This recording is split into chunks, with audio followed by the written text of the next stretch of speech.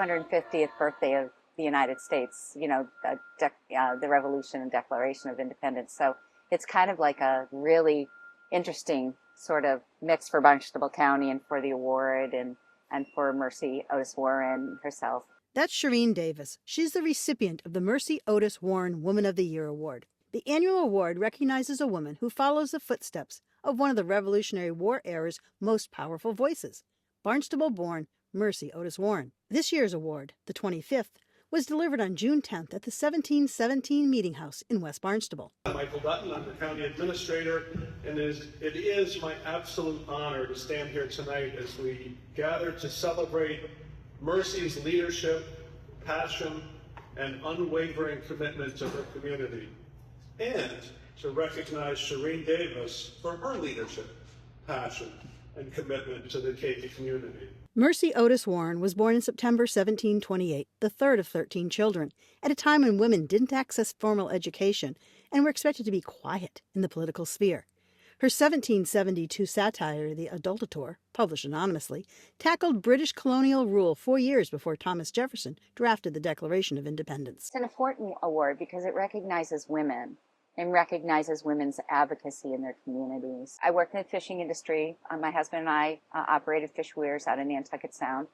When I was younger, a lot of fishing regulations were happening, and so there was some advocacy that I sort of worked to support the fishing community in all different kinds of ways. Getting dredging for Aunt Lydia's Cove, creating awareness about local seafood, things like that.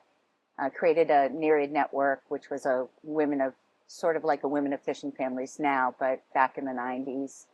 Fishing in a male-dominated industry is, you know, it was hard back in the older days. So I was told I didn't have a voice, that I wouldn't be taken serious, that kind of stuff. I have that sort of similarity there when it comes to Mercy Otis Warren, with her, you know, sort of leaning over her brother's books to learn to read and write. It's such an honor to have that, not quite big designation of similarity, but a commonality. Running for select board and the community work around housing, the coastal issues that we have, working waterfront, were some of the priorities that I had. At the same time, I was working and helping found a fishermen's cooperative based out of Chatham, which is creating a totally traceable local seafood direct to consumers through fish shares. We do food pantry work. We're really concentrating on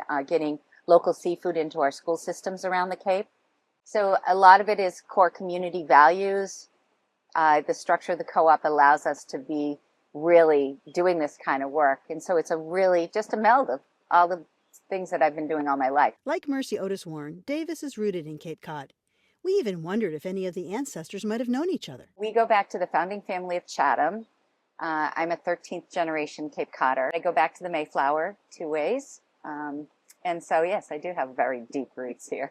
It'd be funny. I wonder if any of your ancient distant ancestors knew the Otis Warren family. Well, I wonder that too. I did look to see if there was any family connection, and I didn't find one in any genealogy that I have.